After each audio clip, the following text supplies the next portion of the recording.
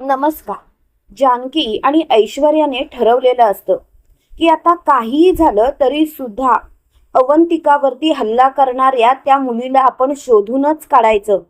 ती मुलगी कोण हे जोपर्यंत आपण शोधत नाही तोपर्यंत आपण दोघी शांत बसायचं नाही. तेव्हा लगेच जानकी ऐश्वर्याला म्हणते, ऐश्वर्या, आता पुढचा प्लॅन काय करायचा हे आपल्या घरच्यांना सोबत घेऊनच करायचं. तेव्हा लगेच ऐश्वर्या बोलते, नाही जानकी, आपण आपल्या प्लॅनमुळे घरच्यांचे असे जीव वेठीस नाही धरू शकत.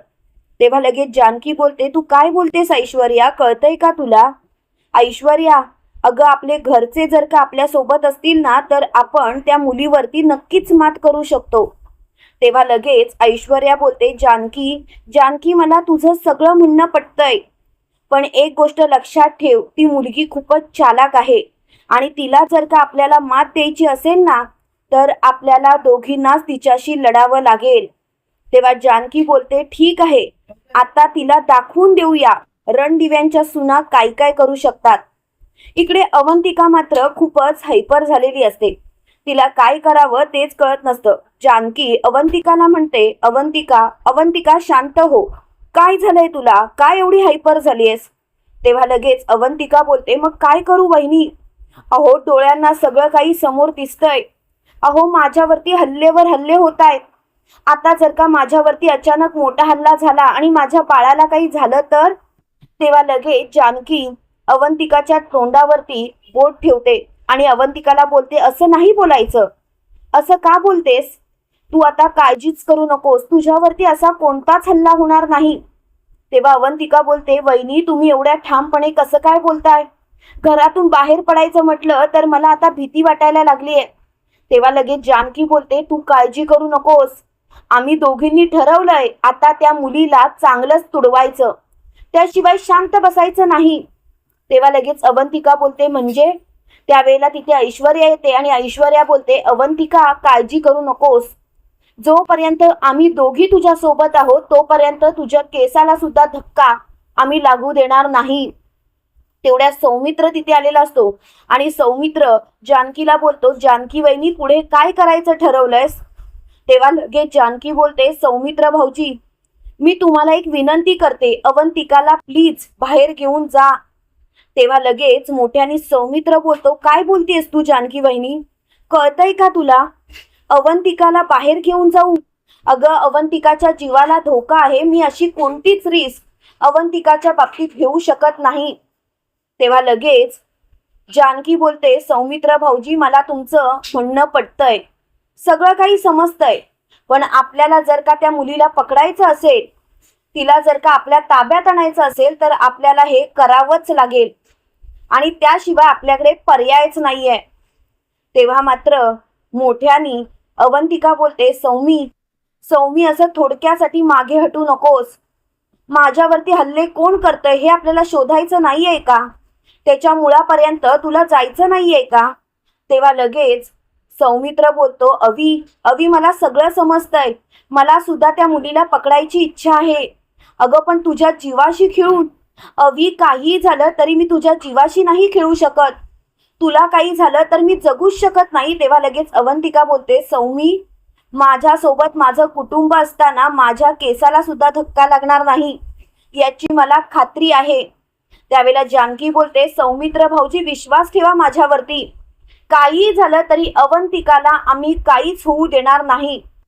तेव्हा मात्र सौमित्र बोलतो, ठीक आहे, तुमची इच्छा असेल तर मी नक्कीच अवंतिकाला बाहेर घेऊन निघतो.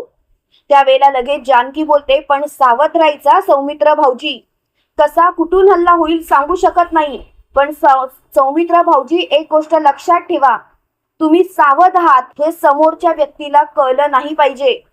जर का समोरच्या व्यक्तीला ते कळलं तर मात्र आपला प्लॅन फिसकटला. तेव्हा मात्र मोठ्याने सौमित्र बोलतो, तू काळजीच करू नकोस, या वेळेला त्यांची अशी काही वाट लावेल की ती पुन्हा माझ्या अवीवरती हल्लाच करणार नाहीत. हे ऐकून सगळ्यांना खूपच आनंद झालेला असतो. इकडे ऐश्वर्या आणि जानकी तयारच असतात. त्याच वेळेला सौमित्र आणि अवंतिका घराबाहेर पडत असतात. त्यावेळेला सुमित्रा म्हणते, जानकी ऐश्वर्या तुम्ही जे करताय ते योग्य आहे का या गोष्टीचा विचार करा. तेव्हा लगेच जानकी बोलते, आई आई प्लीज, आम्हाला आता जे करतोय ते करू देत, आमच्यावरती विश्वास ठेवा. काहीतरी एकदाचा तोडगा काढायचाच आहे ना, एक घाव दोन तुकडे करायचेच आहेत ना. मग आता हीच संधी आहे, नंतर मग आम्हाला वेळ नाही भेटणार. तेव्हा मात्र सौमित्र बोलतो, आई आई तू नको काळजी करूस. त्यावेळेला सुमित्रा बोलते, अशी कशी काळजी करू नको, अरे जीवाला घोर लागून राहतो, तुम्हाला नाही कळणार. तेव्हा लगेच अवंतिका बोलते, आई तुमची काळजी मला सगळी समजतीये, पण प्लीज स्वतःला शांत करा आई. तेव्हा मात्र अवंतिकाची खूपच चिडचिड होत असते आणि ती मोठ्याने बोलते, काही झालं तरी या गोष्टीच्या मुळापर्यंत मला पोहोचायचंच आहे. आणि सौमित्र आणि अवंतिका बाहेर पडलेले असतात. जानकी आणि ऐश्वर्या सुद्धा तयारीनिशी असतात. पोलिसांना आधीच इन्फॉर्म केलेलं असतं. ऋषिकेश सुद्धा त्यांच्या सोबतच असतो. सगळा प्लॅन जसा करायचा आहे तसा पूर्णपणे तयार झालेला असतो. इकडे अवंतिका आणि सौमित्र गाडीने बाहेर जात असतात. तेवढ्यात मात्र त्यांची गाडी थांबवली जाते. समोर 5-6 गुंड असतात. मागून सुद्धा त्यांच्या गाडीला गुंडांनी घेरलेलं असतं. सौमित्र जेव्हा ते बघतो तेव्हा मात्र सौमित्राचा थरकाप उडतो. सौमित्र स्वतःशीच बोलतो, बाप रे, हे सर्व असं आहे तर, पण अवंतिकाच्या जीवावरती उठलंय तरी कोण? माझ्या अवीला मारण्याचा प्रयत्न का केला जातोय? त्यावेळेला मात्र अवंतिकाला खूपच घाम फुटतो, पण अवंतिका अजिबात घाबरत नाही आणि गाडीतून चक्क खाली उतरते. त्यावेळेला सौमित्र बोलतो, अवी अवी काय करतेस तू? त्यावेळेला अवंतिका बोलते, थांब सौमी, किती दिवस हे सहन करायचं? काय तो एकदाचा सोक्ष मोक्ष लागलाच पाहिजे. आणि तेवढ्यात मात्र ती मुलगी आलेली असते आणि त्यावेळेला ती म्हणते, बरं झालं तू स्वतः आमच्या जाळ्यात अडकलीस, कारण आम्हाला तुला संपवायचंच होतं. त्यावेळेला अवंतिका बोलते, चुकतेस तू. अगं हिम्मत असेल ना तर तुझ्या चेहऱ्यावरचा हा मास्क काढ आणि कोण आहेस ना ती मला बघू देत. आहे का हिम्मत तुझी? अगं पाटून पाटून वार करतेस तू. आमच्या न कळत आमच्या पाठीत खंजीर खूप असतेस.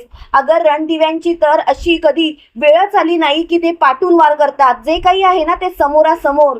तुझ्यात आहे का ते हिम्मत? एक गोष्ट लक्षात ठेव, मी रणदिव्यांची सून आहे. कोणत्याही गोष्टीला घाबरत नाही आणि कोणत्या गोष्टीपासून मागे हटत नाही. तेव्हा मात्र तिला खूपच चीड आलेली असते. ती बोलते, रणदिव्यांचे गुण गाऊ नकोस, त्या रणदिव्यांनाच मला संपवायचं आहे, म्हणूनच मला तुला संपवायचं आहे. त्यावेळेला सौमित्र बोलतो, कोण आहेस तू, कोण आहेस? तेवढ्यात मात्र सगळे गुंड सौमित्राला घेरतात आणि त्याच वेळेला ती मुलगी जेव्हा अवंतिकावरती वार करणार त्यावेळेला मात्र ऐश्वर्या आणि जानकीने अगदी रणरागिणी सारखी तिथे एंट्री मारलेली असते आणि त्या मुलीच्या डोक्यातच जोराने काठीने वार केलेला असतो. ती मुलगी रक्तबंबाळ झालेली असते. त्यावेळेला ते गुंड जानकी आणि ऐश्वर्यावरती धावत जात असतात. तेवढ्यात ऋषिकेश, सारंग आणि पोलीस तिथे आलेले असतात आणि त्या गुंडांना चांगलंच तुडवलेलं असतं. ती मुलगी तिथून पळून जाण्याचा प्रयत्न करत असते. रक्तबंबाळ अवस्थेत सुद्धा ती पळत असते. तेच बघून जानकी जोराने काठी फिरकावते आणि ती काठी जाऊन तिच्या पायाला लागते. त्यावेळेला मुलगी ती खालीच पडते. त्यावेळेला जानकी तिच्याजवळ जाते आणि तिच्या चेहऱ्यावरचा मास्क बाजूला करते, तर ती दुसरी तिसरी कोणी नसून माया आहे. हे बघतात जानकी, अवंतिका आणि ऐश्वर्याला धक्का बसतो. त्यावेळेला ऐश्वर्या जानकीला बोलते, बघितलं जानकी, मला डाऊट होताच ही मायाच असणार, पण माझ्याकडे पुरावे नव्हते जानकी. आणि त्याच वेळेला जानकी मायाला बोलते, माया तू तर जेलमध्ये आहेस ना, मग तू अशी रात्रीच्या वेळेला बाहेर कशी काय पडतेस? त्याच वेळेला ऋषिकेश पोलिसांना विचारतो, इन्स्पेक्टर साहेब, जर काय एखादा आरोपी तुमच्या जेलमध्ये आहे तर तो जेलमधून बाहेर कसा काय पडतो? एखाद्या व्यक्तीवरती तो हल्ला कसा काय करू शकतो? म्हणजे त्याला जेलमध्ये टाकण्याचा काही फायदा आहे की नाही? तेव्हा लगेच इन्स्पेक्टर साहेब बोलतात, हे बघा ऋषिकेश रणदिवे, तुम्ही शांत व्हा. ऋषिकेश रणदिवे, आम्हाला सगळं काही कळतंय, पण ही माया जेलमधून बाहेर कशी काय पडते याचा थांग पत्ता आम्हाला माहिती नाही, पण हे शोधून मात्र काढणारच. त्यावेळेला जानकी बोलते, आत्ता ही माया स्वतःच्या तोंडाने सर्व सांगेल. त्यावेळेला माया अगदी चेटकिनीसारखी हसायला लागते आणि जानकीला बोलते, काय मी आणि तुला सगळ्या गोष्टी सांगेन असं वाटतं तुला? जानकी, काही झालं तरी या रणदिव्यांना उद्ध्वस्त करण्यासाठी मी अशा काही रणनीती आखत आहे ना, त्या रणनीती ऐकून तुला धक्का बसेल. जानकी, तू माझ्याशी बरोबरीच करू नकोस, कारण मी कोणत्या थराला जाते ना हे तुला कळतच नाहीये. तेव्हा मात्र जानकी बोलते, चुकतेस तू माया, चुकतेस. माया, तू जर का खरोखर आम्हाला मारण्याचा विचार करतेस, आम्हाला संपवण्याचा विचार करतेस आणि तू अशा नवनवीन रणनीती आखतेस, तर स्वतःच्या मनाला विचार की तू हे योग्य करतेस का? कारण माया, तुझे सगळे प्लॅन आम्ही हाणून पाडतोय, तुला आम्ही चांगलंच धुळीस मिळवतोय, तरी सुद्धा तू पुन्हा आमच्या विरोधात प्लॅन आखतेस. पण एक गोष्ट लक्षात ठेव, जोपर्यंत या रणदिव्यांच्या तिन्ही सुना एकत्र आहेत, तोपर्यंत रणदिव्याच्या कुटुंबावरती कोणतंही संकट येणार नाही. आमचं एकीचं बळ तू कधीच तोडू शकत नाहीस. आणि एकीचं बळ काय असतं हे तर तुला आता कळलंच असेल. त्यावेळेला लगेच माया बोलते, जानकी, तुझी ही नाटकं बंद कर आणि सारखं एकीचं बळ नाचवू नकोस. एक दिवस असा येईल ज्या दिवशी तुमचं हे एकीचं बळ मी नक्कीच तोडून टाकेल. तेव्हा लगेच सौमित्र बोलतो, ते शक्य नाही माया. माया, कितीही प्रयत्न कर. आणि सौमित्र मायाच्या सनसनीत कानाखाली मारतो आणि मायाला बोलतो, लाज नाही वाटत? अगं, काय चुकीचं वागलो होतो आम्ही तुझ्याशी. तुला तर आमच्या घरात राहायला आसरा सुद्धा दिला होता, पण तू तर माझ्याच बायकोच्या जीवावरती उठलीस. अगं, लाज कशी वाटत नाही तुला? तेव्हा लगेच मोठ्यानी माया बोलते, गप्प बस, हिम्मतच कशी झाली तुझी? त्यावेळेला लगेच जानकी बोलते, सौमित्र भाऊजी, 1 मिनिट. मला एक गोष्ट कळत नाही मुळात, ही मुलगी रात्रीच्या वेळी जेलमधून बाहेर कशी काय पडते? म्हणजे इन्स्पेक्टर साहेब, तुम्ही तुमचं काम चोख करत नाही आहात. तेव्हा इन्स्पेक्टर साहेब म्हणतात, जानकीताई, तुम्ही उगाचच आम्हाला आमचं काम शिकवू नका. आम्हाला आमचं काम समजतं. आता हा हलगर्जीपणा झाला आमचा, हे आम्हाला मान्य आहे. मुळात ही मुलगी जेलमधून कशी काय बाहेर पडते हेच आम्हाला माहिती नाही. त्यावेळेला मात्र जानकी बोलते, तुमच्या पोलीस स्टेशनमध्ये CCTV कॅमेरे आहेत ना? त्या कॅमेऱ्यामध्ये स्पष्ट दिसेल कोण कधी हिला बाहेर काढतं ते. तेव्हा मात्र लगेच इन्स्पेक्टर साहेब बोलतात, जानकीताई, तुम्ही काळजीच करू नका. आता मी लवकरात लवकर याचा काय तो एकदाचा सुगावाच लावतो. आणि जानकी मायाला बोलते, माया, आता तू जे काही केलंस ना त्याची तुला लाज वाटली पाहिजे. अगं, तू आमच्यावरती कसला एवढा राग करतेस? अगं, तुला अवंतिका 2 जीवांची आहे हे सुद्धा समजत नाही का? तिच्या जीवावरती तू उठलीस, तिच्या जीवावरती. अगं, तिला जाळून मारण्याचा प्रयत्न केलास. नशीब ऐश्वर्याने अवंतिकाचा जीव वाचवला म्हणून, नाहीतर काय झालं असतं जरा तरी विचार कर. तेव्हा मात्र लगेच मोठ्याने ऐश्वर्या बोलते, जानकी, तू कुणाकडून प्रश्नांची उत्तरं मागतेस? या मायाकडून. मुळात हिची लायकीच नाहीये. खरं सांगायचं तर मला या गोष्टीचा खूप त्रास होतोय. माया, मला माहितीच आहे तुला जेलमधून रात्रीचं बाहेर कोण काढतं ते, आणि हे सत्य मात्र मी शोधून काढेन. तेव्हा मात्र लगेच माया बोलते, बस झाली तुमची नाटकं. मला आता कळतच नाहीये की काय करावं ते. पण एक गोष्ट मात्र नक्की, कितीही काही झालं तरी सुद्धा मी रणदिव्यांना उद्ध्वस्त करणारच. आणि जोपर्यंत मी रणदिव्यांना उद्ध्वस्त करत नाही तोपर्यंत मी शांत बसणार नाही. एकेकाची मी वाट लावणार म्हणजे लावणारच. त्यावेळेला मात्र जानकी बोलते, इन्स्पेक्टर साहेब, हिला घ्या आणि पोलीस स्टेशनमध्ये जाऊन आधी CCTV फुटेज चेक करा. इकडे आपल्याला असं पाहायला मिळतं, जानकी, अवंतिका, सौमित्र, ऋषिकेश, ऐश्वर्या सगळेजण पोलीस स्टेशनमध्ये आलेले असतात. ते CCTV फुटेज बघत असतात. CCTV फुटेजमध्ये स्पष्टपणे दिसतं की रात्रीच्या वेळी एका हवालदारला सयाजीरावने पैसे दिलेले असतात आणि त्यांनी मायाला जेलमधून बाहेर काढायला सांगितलेलं असतं. हे पाहून ऐश्वर्याच्या पायाखालची जमीनच सरकते. ऐश्वर्या खूपच थबकते. त्यावेळेला जानकी ऐश्वर्याला म्हणते, ऐश्वर्या, शांत हो. तेव्हा लगेच ऐश्वर्या बोलते, काय चाललं हे? मला खरंच कळत नाही आहे. हे असं कसं काय वागू शकतात?